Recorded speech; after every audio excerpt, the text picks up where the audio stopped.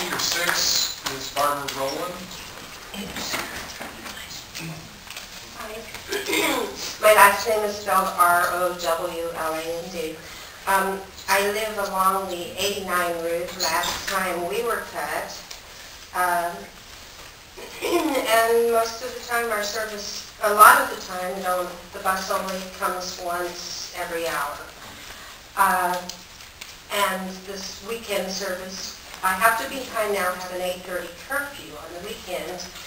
I haven't had that since I was a teenager, but I felt like a lot of the earlier comments were very valid. One of them being that I really would like to reemphasize is something about consistency throughout the network or the system. It's some spots in the city, I mean, there are sections of the MAX line where the red, blue, and green run. There's a MAX every, 2 minutes, 3 minutes? But there are other places where the service is quite a lot less frequent. The same with bus routes. Somebody said, oh, well, I live in an area where one goes this way, one goes that way, one goes... Anyway, more consistency in the network makes sense to me. My main reason for being here today has nothing to do with the service tax. It's about stop ID numbers. If you call up TriMet, which I have on speed dial,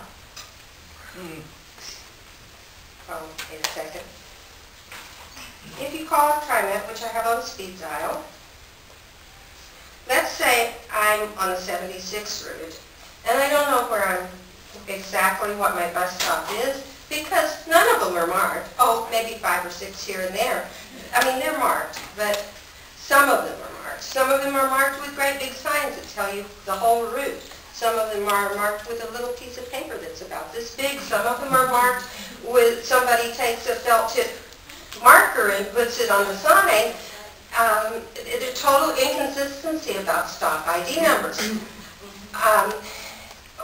We did an experiment one time in a class that I took where the formatting of the information was shown to be very important. How you receive information, how the information is distributed is very important. You take the standard push-button keyboard on the phone, A, B, C, D on one number, D, E, F, G on another, whatever, however that works.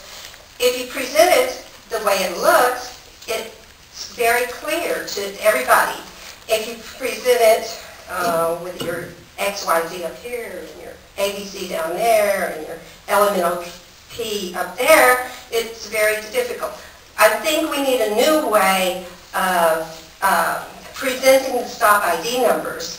I understand that it would be very expensive to go out and put the numbers on all the stops, manpower, and then who knows what's going to happen with vandalism. But we now have printed schedules. What if we printed up a schedule? It's not a schedule.